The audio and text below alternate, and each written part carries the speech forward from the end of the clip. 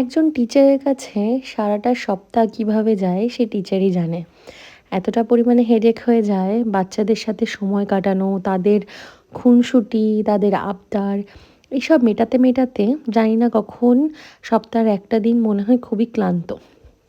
তো সেই একটা দিন রিফ্রেশিং এর জন্যে আমি বেরিয়ে পড়েছিলাম আমার হাসব্যান্ডের সাথে একটা অজানা জায়গায়, যেখানে আমরা দুজন ছাড়া আর কেউ থাকবে না।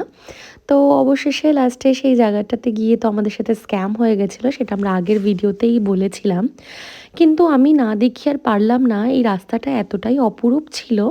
তোমরা দেখো একটা গ্রাম্য পরিবেশের মধ্য দিয়ে যেভাবে রাস্তাটা গিয়েছে, সারাটা সপ্তাহের ক্লান্তি যেন এই রাস্তাটাই আমাকে মিটিয়ে দিচ্ছে। কোনো কিছুর দরকার পড়ছে না। আমার কিছু যখন এই জায়গাটায় এসেছিলাম আমার হাজবেন্ড তো ভীষণই হ্যাপি। তাড়াহুড়াতে ও ক্যামেরা বার করছে কারণ দৃশ্যটা তুলবে বলে। আচ্ছা, এই যে এখন আমার আর এত অপরূপ দৃশ্য কি বলবো। করছে ফটোশুট করছে, ফটোশুট।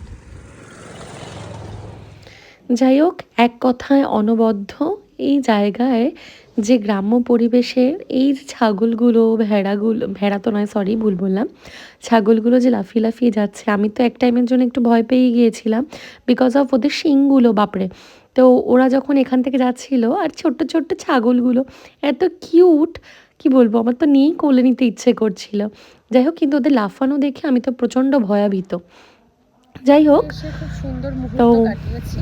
তো যেই মুহূর্তগুলো কাটিয়েছি সেগুলো তো আর তোমাদের সাথে এভাবে শেয়ার করতে পারবো না, কিন্তু আমি ফটো পোস্ট করব আর সেখান থেকে তোমরা দেখে নিও। ভীষণ ভীষণ ভালো একটা পরিবেশ এবং তোমাদের সাথে আমি অবশ্যই শেয়ার করব, পুরোটা শেয়ার করব। এখন আমার হাজব্যান্ড এই যে ফটো তুলতে ব্যস্ত, কিসের না এই যে